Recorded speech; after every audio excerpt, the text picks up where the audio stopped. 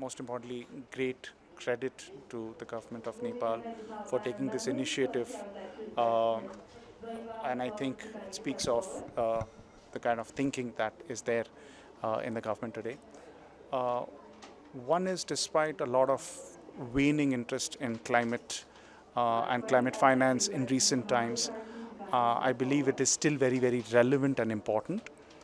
Um, and while the funding environment has come down, there is still a lot of access to resources conversation that needs to be done. And I feel that that's my kind of the third key takeaway, that there is a access to resource conversation that I think is a big part of the missing puzzle, which is yet to be addressed. There are a few things. One is a forum like this, the Sagar Mata Sambad, is the starting point of raising that level of awareness that we are serious about this conversation and affects our people more than some of the other countries, perhaps.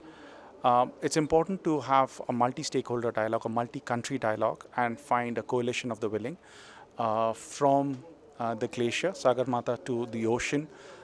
It has a lively ecosystem. It's one river. It goes through many countries. In many cases, it goes through many contexts. We discussed the ocean to small island development states which have similar issues. So that is one.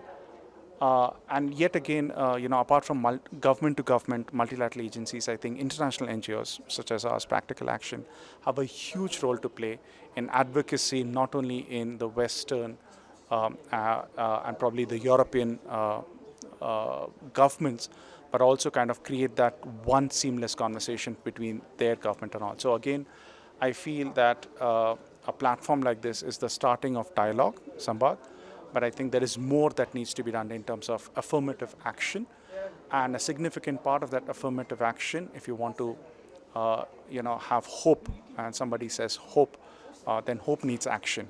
And again, I want to re-emphasize that multilateralism and creating an ecosystem of solution providers, international NGOs being at the forefront, is very, very important. And as Practical Action, I believe that we have a huge role to play in solving some of the issues of the people who are unfortunately at the front line of climate crisis and climate-induced crises. So there are two parts of it. It's a journey. And unfortunately, the speed at which, the pace at which the climate-related disasters are happening is much faster than the responses that we are doing. So the differential speeds means that there are more people who are at hazard and at risk.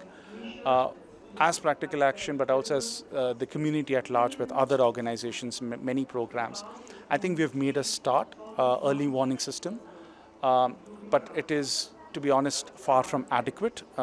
Resourcing is one consideration. The number of sites, for instance, is there. So we have a proof of concept, but again, we have not been able to scale it as much as we should have liked it to be. Again, it goes back to linking the right kind of finance being available.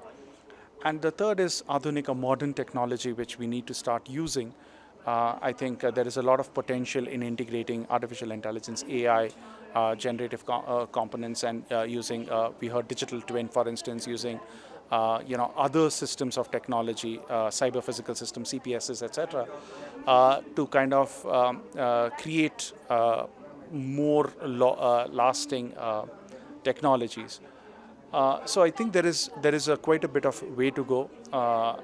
It's not quite adequate. We've made a start, but I think there is more work that definitely needs to be done for us to meet this demand-supply gap.